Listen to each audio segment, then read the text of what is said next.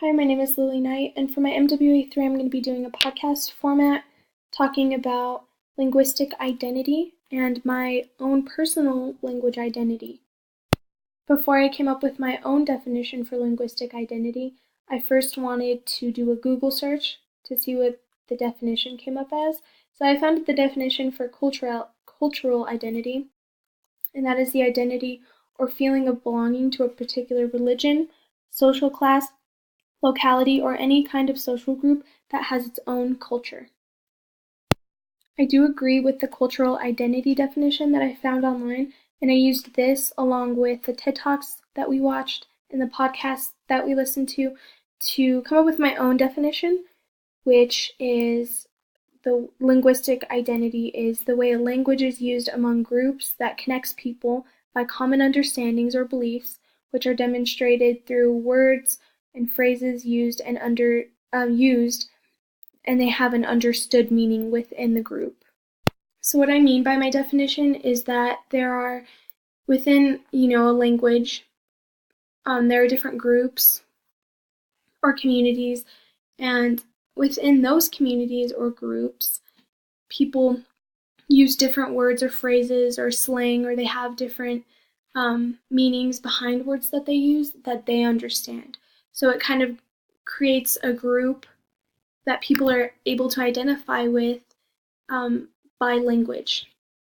So I want to talk about some of the discourse communities that I'm a part of or that I have been a part of, and the language that we use within those discourse communities that kind of identifies us and categorizes us. So with me, I have different identities, language identities, and I flip between how I speak depending on where I am and who I'm talking to. So an example of this would be work. So at work, we have different words that we use to mean different things.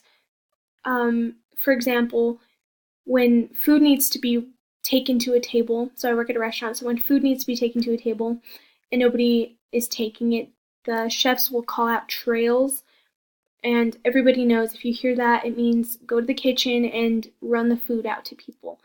But when I first started at my job, I didn't know what that meant, so I felt really confused when I heard that. So that's an example of how my work has different words that everybody who works there will understand. So that's one way that language plays a role in identifying us. Another thing about that is when I'm at work, I will, I'll talk to people differently. So I don't talk to my boss the same way that I talk to my friends at work, and I don't talk to my friends at work the same way that I would talk to customers.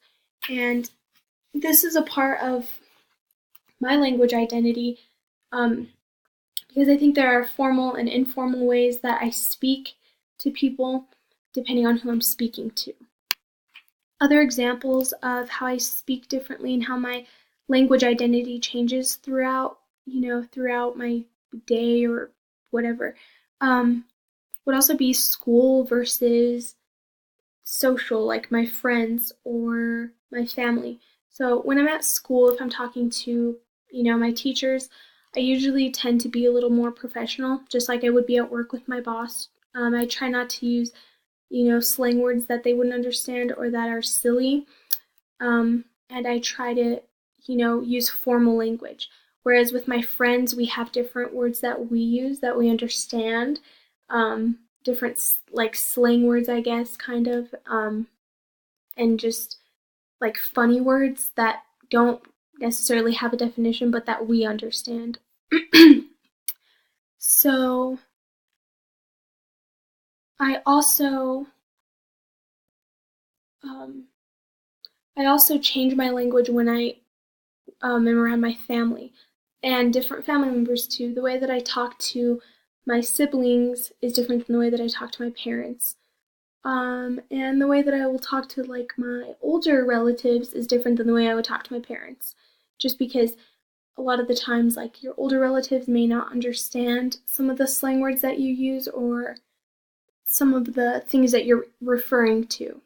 So a funny example of language identity within my family is that my mom and her sister, when they were younger, they used to have their own language that they got from a TV show or something. It's kind of like Pig Latin, but it's called Oppenglapisch. Basically, you put an OP in front of every vowel and you speak like that. And it sounds really funny, and it's actually kind of effective, because if people don't understand what you're doing, they will not be able to understand what you're saying.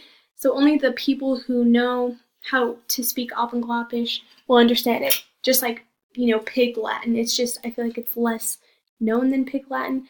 But anyway, my family will sometimes speak like that. Like me and my mom will speak like that when we're out. And that kind of groups us, or groups my family from other people, because other people don't understand what we're saying. And that's kind of just a funny example of how I would never talk in Oppenglapisch or in Pig Latin to like customers at work or to my boss. And so that's just one example of how we have our own language identity.